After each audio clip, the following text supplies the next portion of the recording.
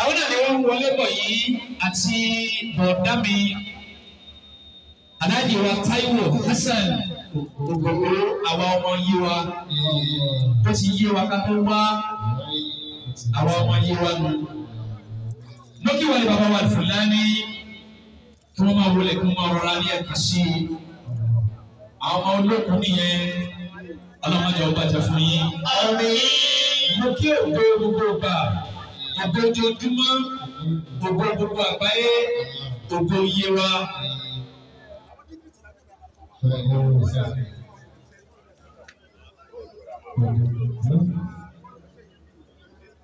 Alhaji wa Taiwo Hassan ògbógbó ọmọ kúlódò nílùú Ìláró yé wa. Mo kí n pé kí ẹ máa wọlé kí ẹ máa rọra. Ògo àgbáyé bọ̀dá mi nù láti ìlú Ìláró kó máa bá mi tí mo ti wá mo ti dìgbì àfọ ẹ lórí o.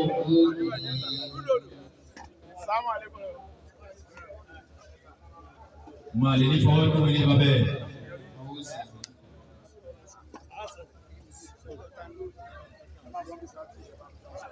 إني أحيي رجال الحي ذا الكرم كل بكنيته لقبا وأسماء.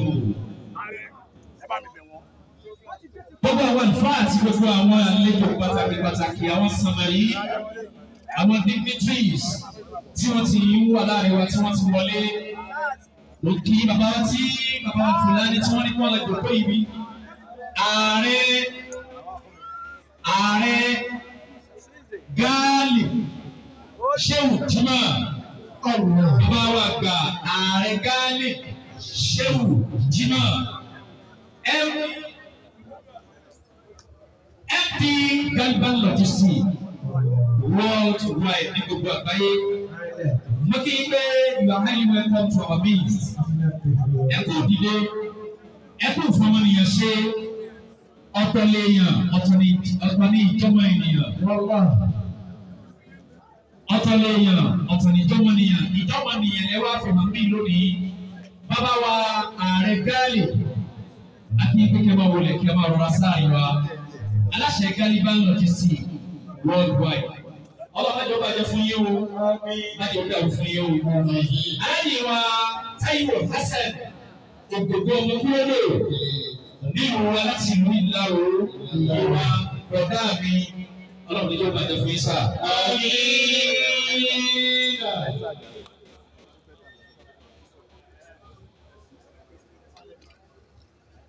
Lẹ́ẹ̀kan sí ipò kí ìkàlẹ̀ Alhaja wa Aisha MC Olúọmọ Akínsànyà Alhaja Aisha Akínsànyà National President NURTW of Nigeria. Mo kí kalẹ̀ yìí lẹ́ẹ̀kan sí ibi ẹ̀kú kalẹ̀ látàárọ̀. Ọlọ́run ní yóò gbàdé fún yín o. Àwọn ní àbúrò ọmọ olóògùn. Ọlọ́run ní yóò gbàdé fún yín láéláé. Gbogbo ọkọ̀ ló láti ṣe fún yín máa ń dòdò àwọn olóògùn yín àtìlẹ́yìn.